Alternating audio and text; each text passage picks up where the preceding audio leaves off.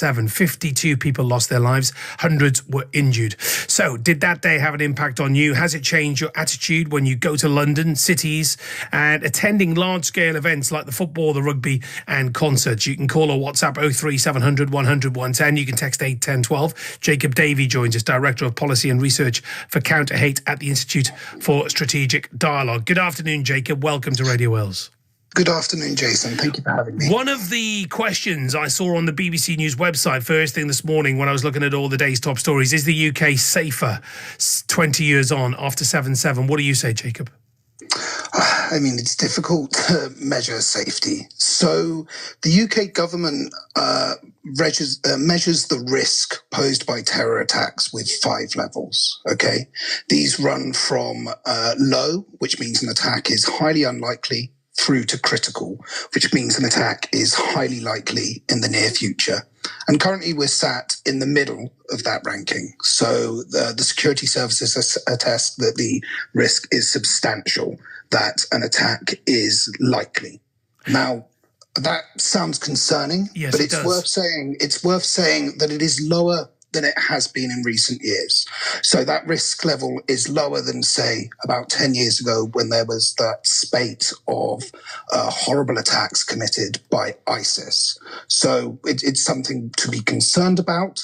But I think the really important thing to think about is actually that the threat posed by terrorism has changed a lot in the past 20 years.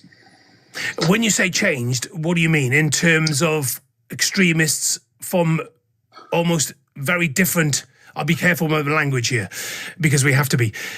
Are you saying threats coming from extremists from the left and the right?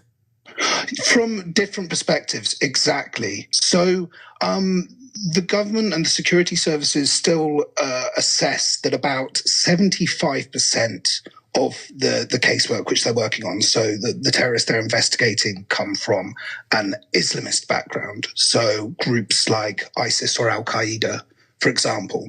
But actually over the past decade, we've seen other movements evolve as well. So we've seen a really big increase from the threat posed by the far right, for example, so white supremacist neo-Nazi groups.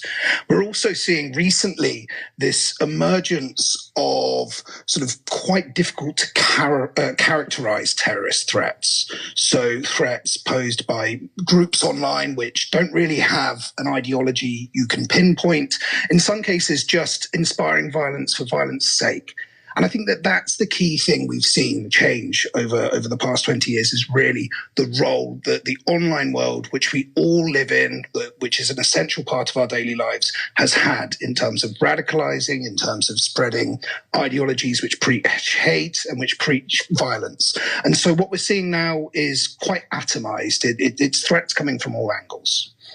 In terms of the security services, we do know that police budgets have been stretched, and often police officers come onto this programme and experts on policing talk about the very fact that they are struggling. In terms of the security services, those specialists who are monitoring online activity and the terror threat levels, have they also had a dent in their budgets? Well, I think that, of course, there are concerns about the amount of funding which is available across government, across all of our essential services. So we know that a few years ago now, the security services were given responsibility for the threat posed by the extreme right wing, but didn't see a sort of consummate increase in their budgets, which matched that. So, yes, I think it's fair to say that there is that stretch being seen. And again, I shall be very careful the way I phrase this question, but what, in your opinion, Jacob, is the biggest threat this country currently faces? That's the million-dollar question. I mean, if we go back to the data, we know that the Islamist terror threat is still making up the bulk of the casework for those officers keeping us safe and working on counter-terrorism. May I just ask this extra question, Jacob, here? Apologies for cutting across here, because this is really fascinating. Is this inspired by Al-Qaeda-like ideology, or is it inspired by current situations that people might be influenced by in terms of the global conflicts?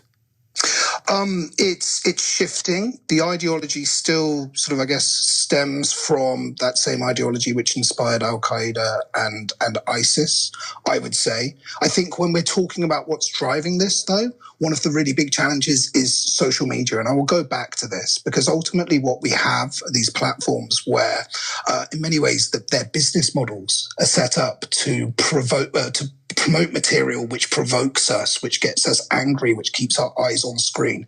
And we see that playing into the hands of extremists from across the ideological spectrum. And I think that actually is really the thing to sort of to look at when we're considering why we might be feeling less safe, why we might be potentially facing more threats. Jacob, it's very good to talk to you. Thank you so much for your time. Thank you. Utterly thought-provoking. Jacob Davey, Director of Policy and Research for Counter-Hate at the Institute for Strategic Dialogue. So the lines are open. What do you make of that interview? 03700 100 110. You can text 81012. That day, 7/7, did it have an impact on you? Has it changed your attitude to go to cities and attending large-scale events? Give us a ring and we'll get you on.